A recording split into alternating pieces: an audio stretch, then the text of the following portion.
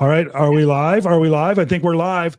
Let's get into it. You guys missed some of the greatest, most eloquent rambling of stuff ever. It was epic. Oh, my word. I'm going to try to do it again, though. You ready? So I want to talk about how to get listings. Okay. I'm going to do my own horn here for a minute. We have over 1,500 closed deals. That's a lot of deals. But as importantly, we have a lot of deals that didn't close. If you can imagine, we closed 1,500. Think of all the ones that didn't close. And here's the thing. You learn on the ones that didn't close. That's where the biggest jumps in education, knowledge, and expertise comes in, if you're doing it right. So we have a lot of experience out there. And from a dollar value, we're over 700 million, all that stuff. Great. Awesome. But my point in that is most of those came from listings. And then I was thinking back on it. What are some some cheat sheets of conversations that I lean on hard, heavy, big time, that maybe I could share with you all that'll make getting listings, holding deals together, just moving things forward, getting more paychecks better for you. So I came up with 5 of them. They're not in any order. They're 1 through 5 just because I had to write them in some way. So number 1, you guys got to learn these. You got to be able to pull these out without thinking. Okay. If you were to sell, where would you go next? Okay. We talk about it all the time. If you were to sell, where would you go next? Oh, that's interesting. When would that be? Think about it. With that, you learn who's selling, when they're selling, and where they're going to. That is a magic recipe here in real estate sales, right? So you got to be able, when you're stuck, hey, question, curious. If you were to sell, maybe you are now, maybe later, I don't know. But if you were to sell, where would you go next? Oh, wow, that's cool. When would that be? Boom. Learn that, live it, love it. Okay. That's 1. All right. Second one. It's just every one of these are just amazing. All right. Does this offer achieve your goal for selling or buying? Does this achieve your goal for selling or buying? If it does, take the deal. All right. Get that worked up, people. Should I take this? Would you take it? I don't know. Does it achieve your goal for selling or buying? If it does, take the deal. Okay. And there's going to be a want. Can I tell you why? And they're going to say, okay, sure. Because if you counter, that is a rejection of the offer. And they may take their ball and go home. Yeah. All right.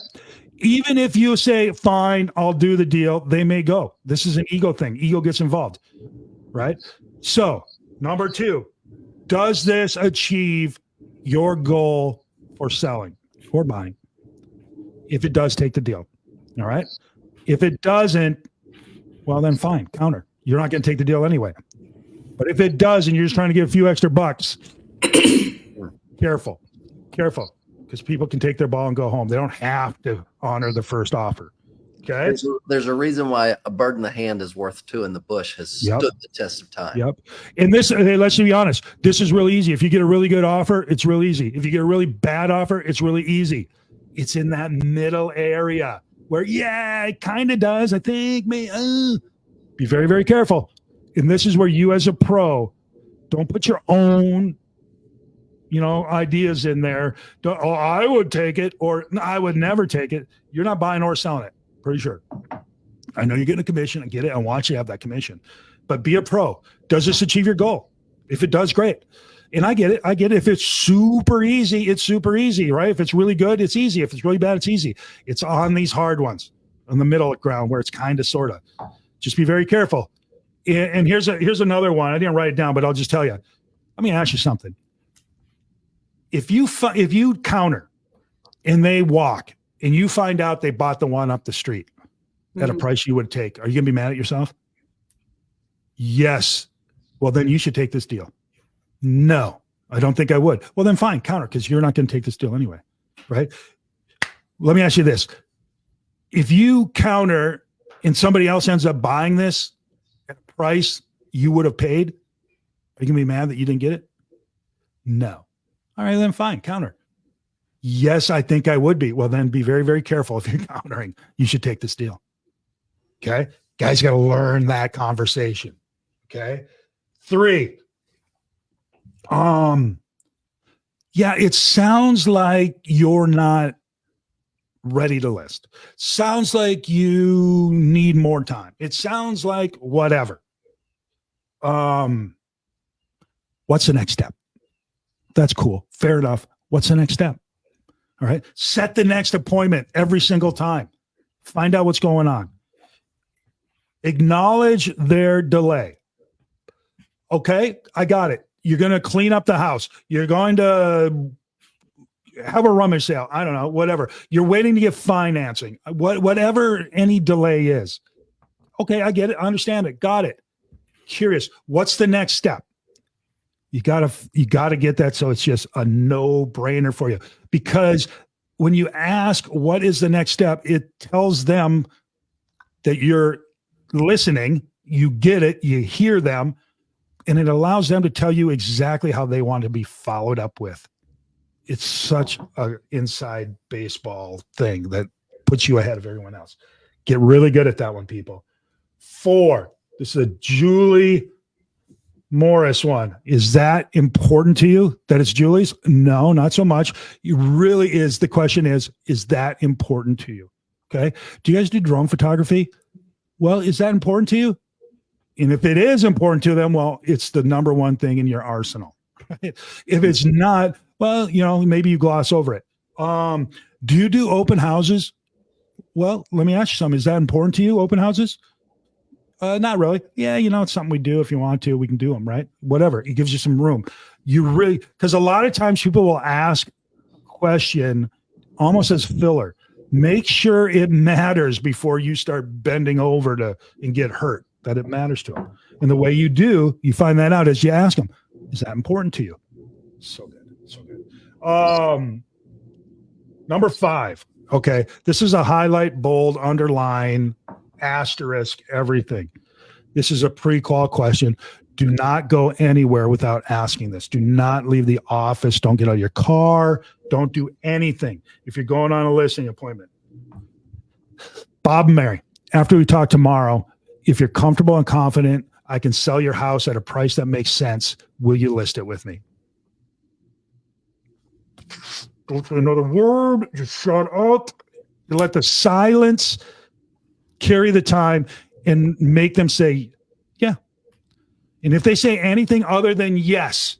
Repeat the question, please. Mary and Bob, after we meet tomorrow, if you're comfortable and confident we can sell your house at a price that makes sense, will you list with me?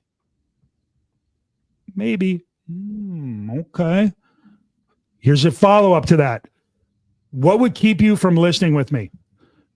My wife's a realtor. Okay. Got it. I'm a realtor. Okay. Fair enough.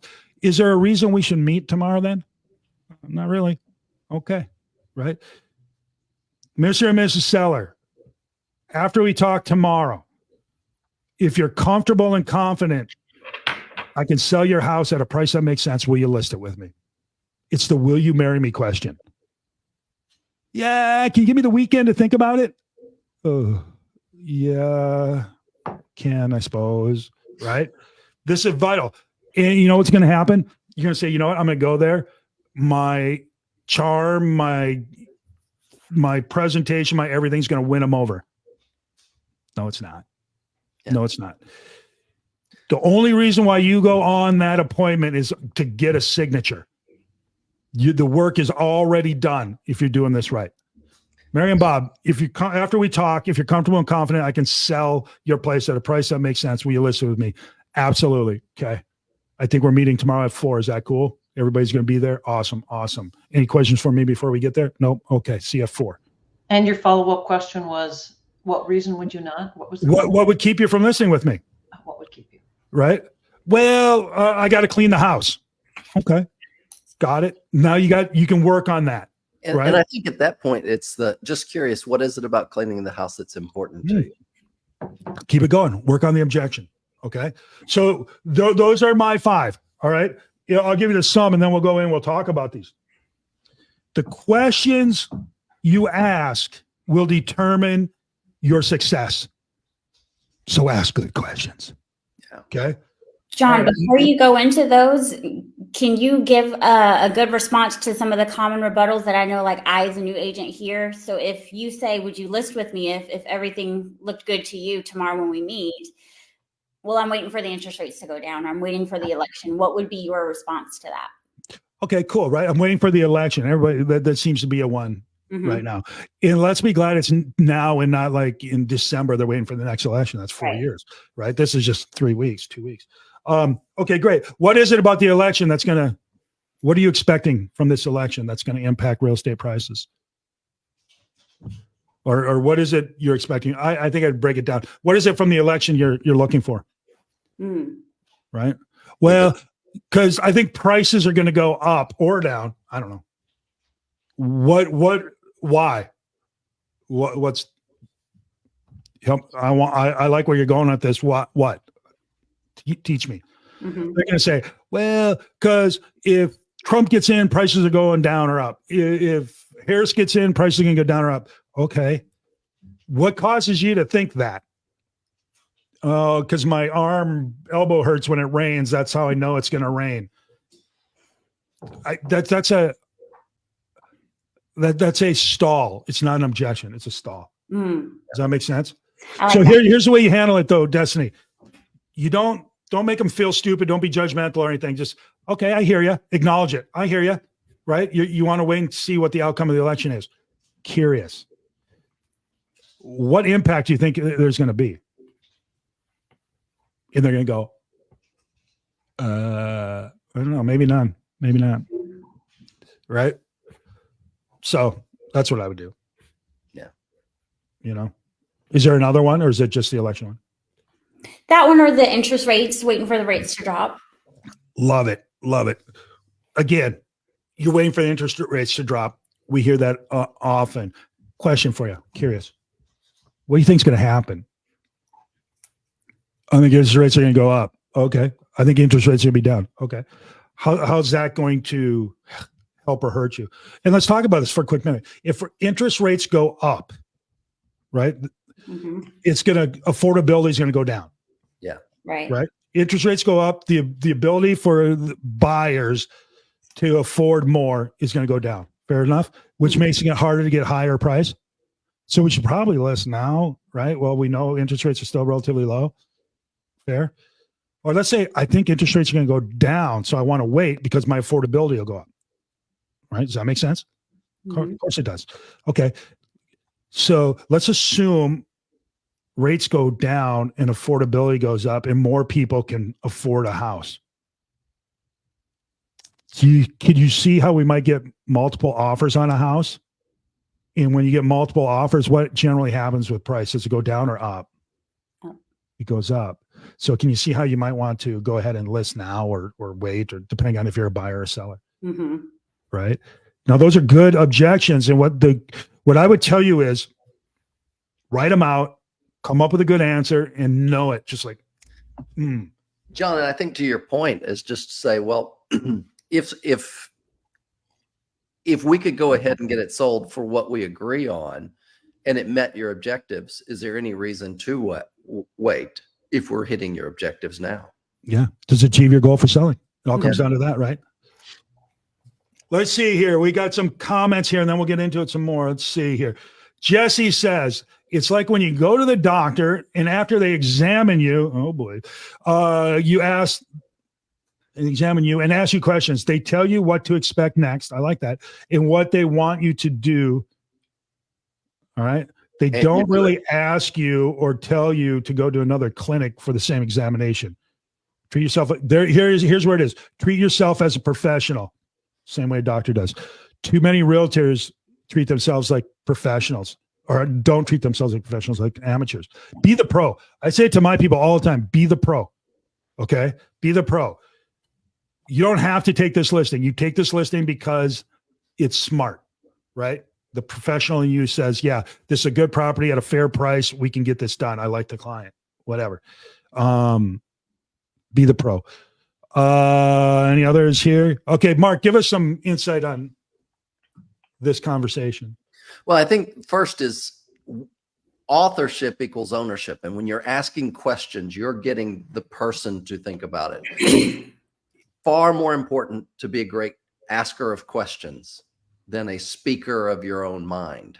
And people will tell you. I think one other question I'd ask is, hey, John, if our working together were to work really well and we were to come out of this with just an exceptional experience, what would have to happen for you to be able to rate this a plus experience?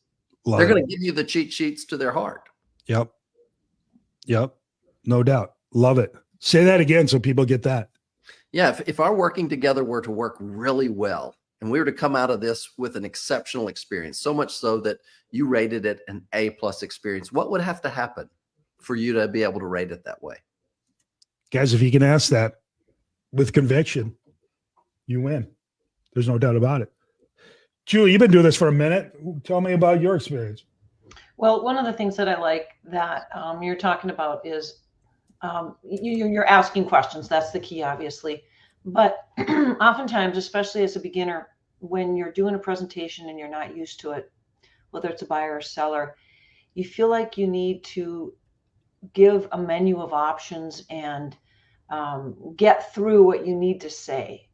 And sometimes you say too much and you give too many options. And that's why you ask the questions. You know, what is it that you need? What is it that will, curious, where would you go next?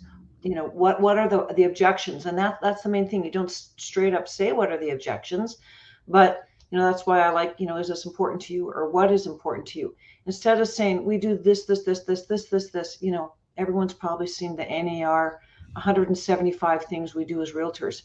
Yeah. You don't go to a presentation and give them all those things. They care about one or two or three things. Yeah, they care about what they care about.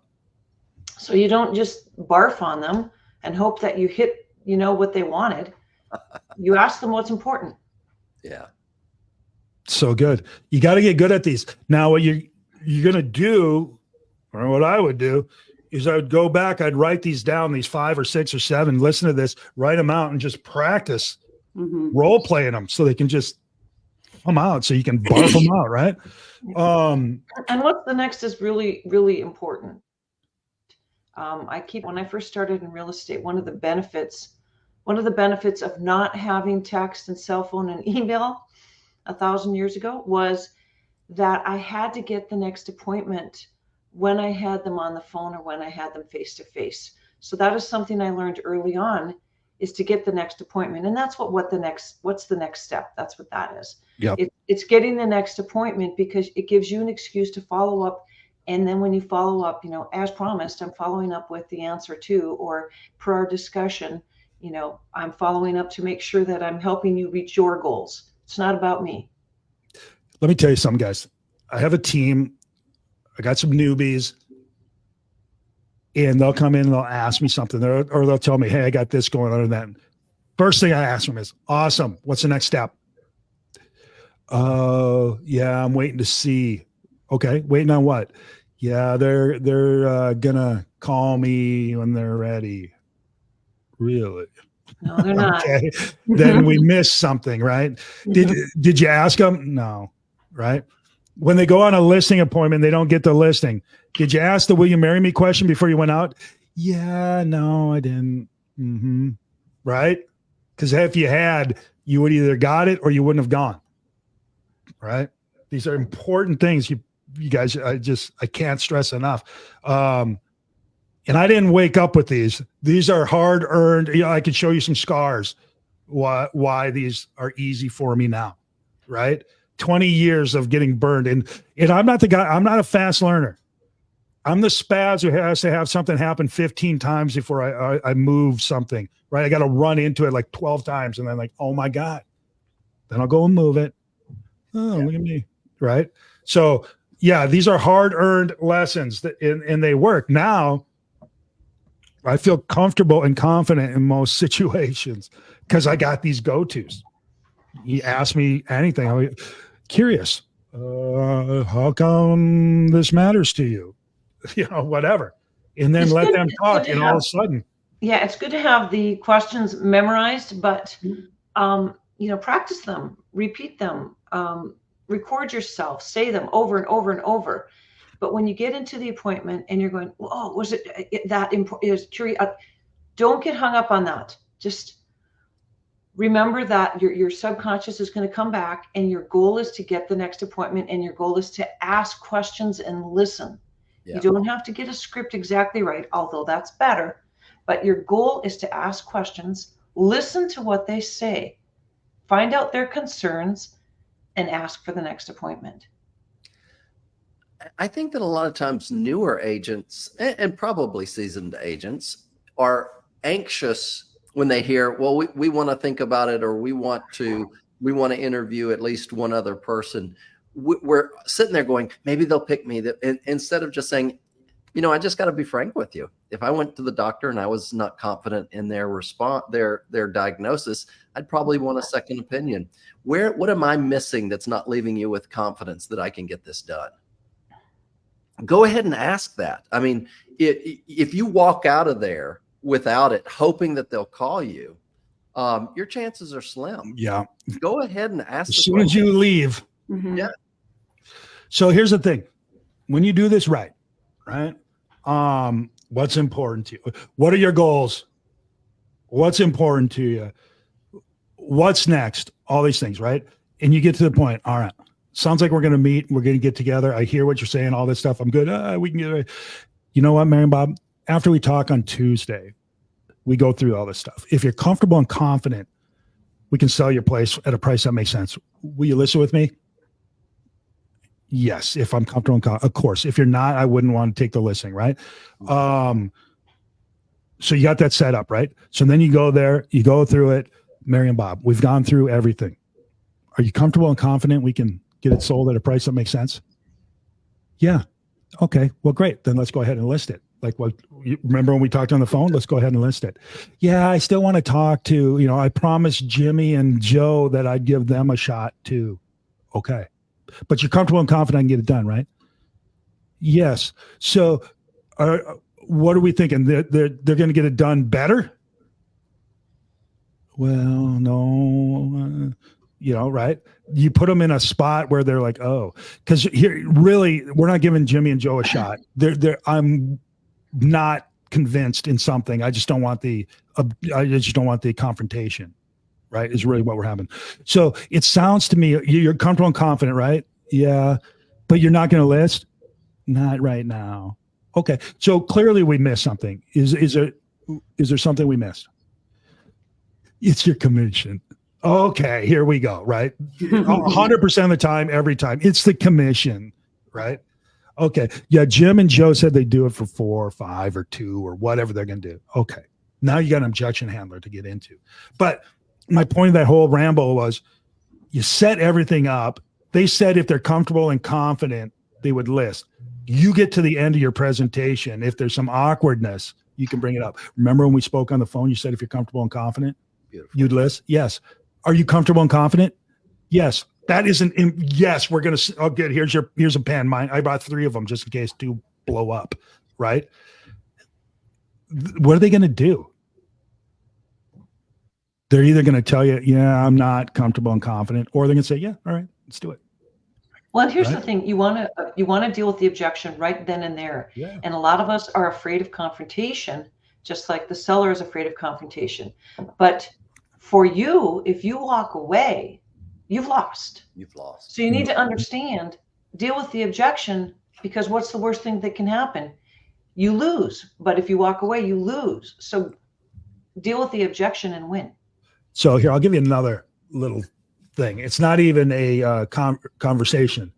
It's a mindset. So it is going back to be a professional.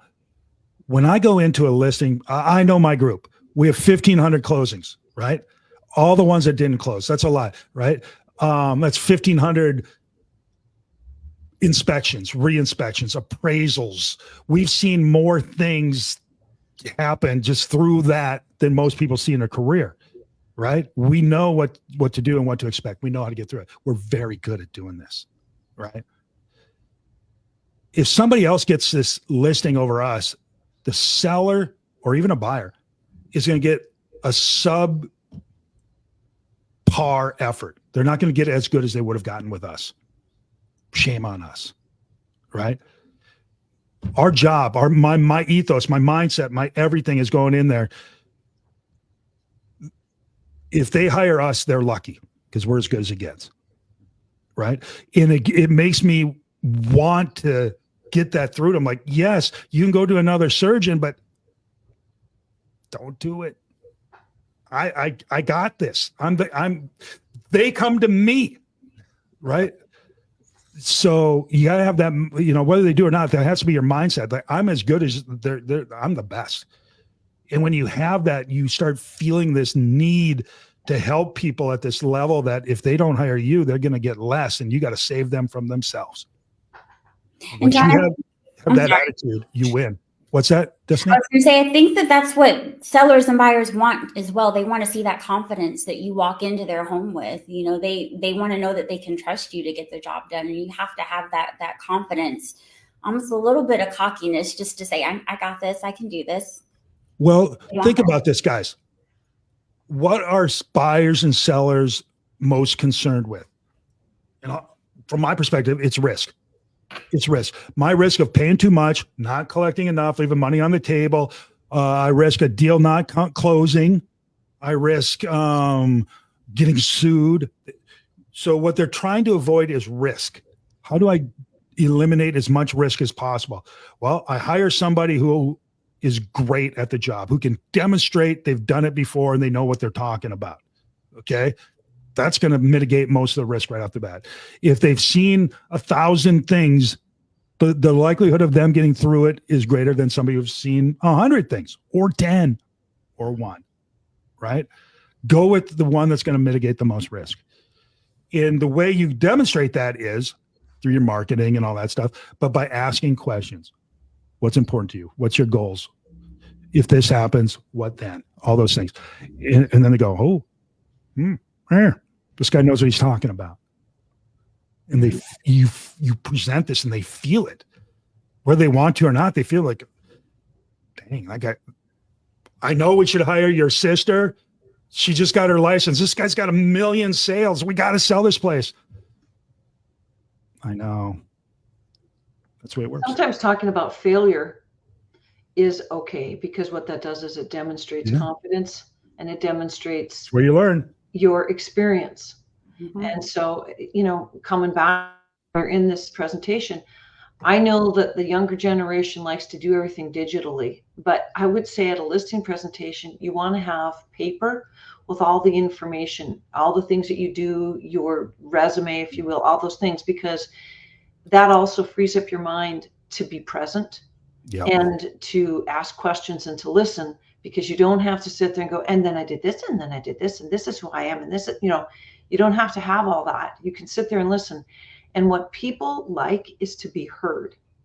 And if you're doing all the talking, and I know we're salespeople, if you're doing all the talking, you're not winning. So here, let me end it here because we're long. This is our longest ever. Weird. Okay.